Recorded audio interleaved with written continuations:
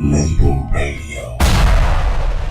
White Label Radio got down in the building. Yeah. So when you guys hear that song, that sounds crazy. Yeah, what thought comes to your mind? God damn, it was a long time ago. It was a long time ago. A lot of passport stamps. That was like the first song that really got the world to roll out the red carpet for us and invite us around. So that was it's good memories. It's some interesting business memories, but creatively it was a really good time off that record. And like listening to it, it's like there was no computer. We didn't do that on Pro Tools. You know, we just did that like on like an ADAT or like to a source. You know, like a tape of some sort. So just listening to the sound of it sounds bugged out. Like making beats now, like and listen back to that, like just. It's a trip. You can't recreate that.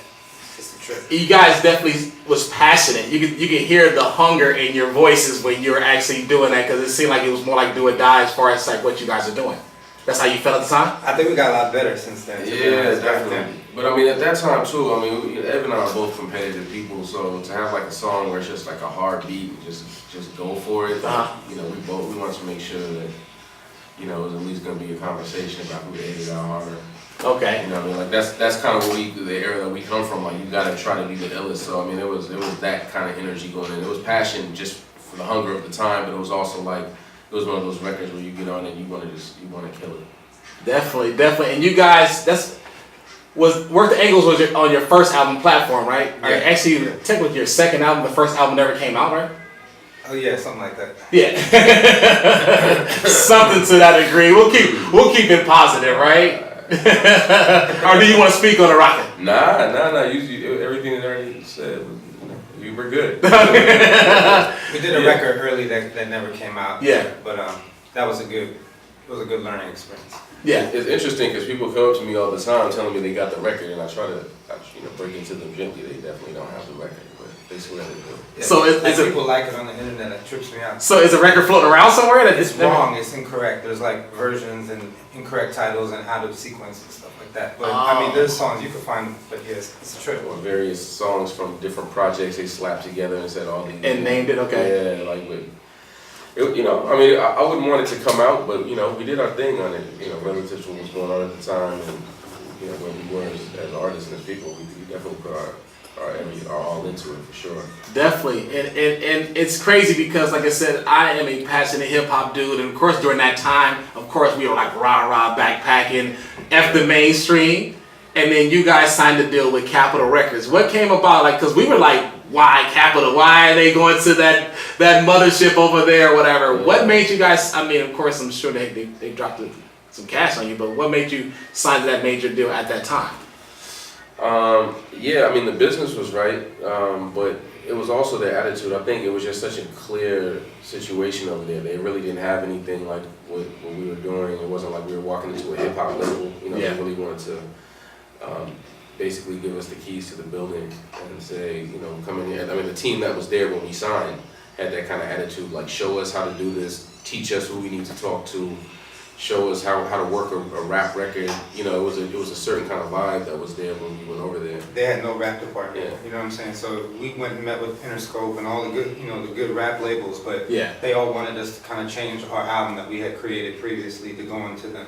And Capitol was the only place that was like, we'll put it out as is, and the money was better, so we just went there because it was like, it just felt like we could do us in that building, and still kind of play the major league game or whatever you want to call it, major label game. Okay, so the album that you guys put out on Capitol first, it was already done. You guys went to them, said, I got this record, and they said, shit, let's put it out as is. Yeah, they gave us a bunch of money for stuff. It was just. It was already done. Yeah, it was done. You know what I mean? Like, okay. They might have mastered it and mixed a couple things, but yeah, it was finished. You know what I mean? That makes sense. Yeah, maybe we did a little bit, but not much.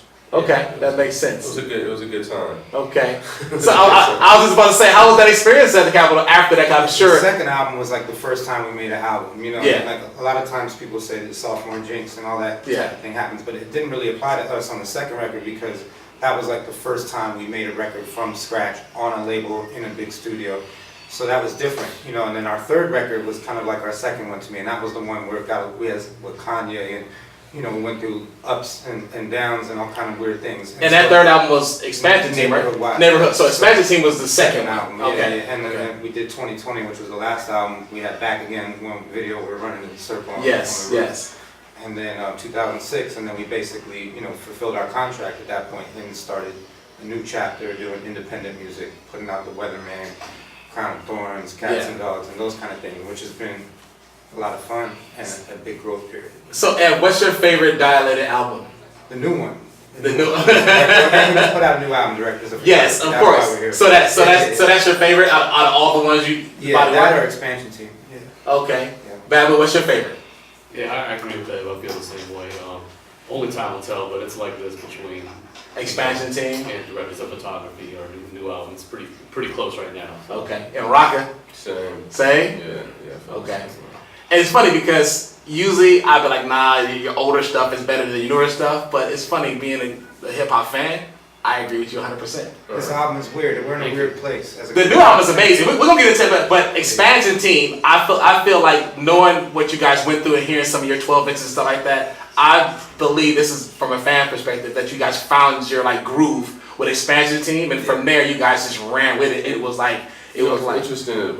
At the end of Expansion Team, I think that's around the time where like Capital merged, I think with Priority or something, and all of a sudden they had like rap experts in the building that just got imported from across the street. You know what I mean? Like it was a weird thing, and like the whole different president came, a whole different team, a whole different system came into play. It just got. I really wish that Expansion Team would have been able to really breathe like it should have been able to breathe. At the same time, I mean, everything happens for a reason, but it would have been interesting to see how much more we could have done with that album had the experts wasn't there. Yeah, had the team been that we went over there to work with stayed in place, or at least the attitude had been maintained rather than it being such a stark change. Exactly. It's like I said, it's one of my favorite Dilates, and like I said, the new one's definitely up there. And one of my favorite songs off that album is "Worst Come to Worst." People still play that to this day. Yeah.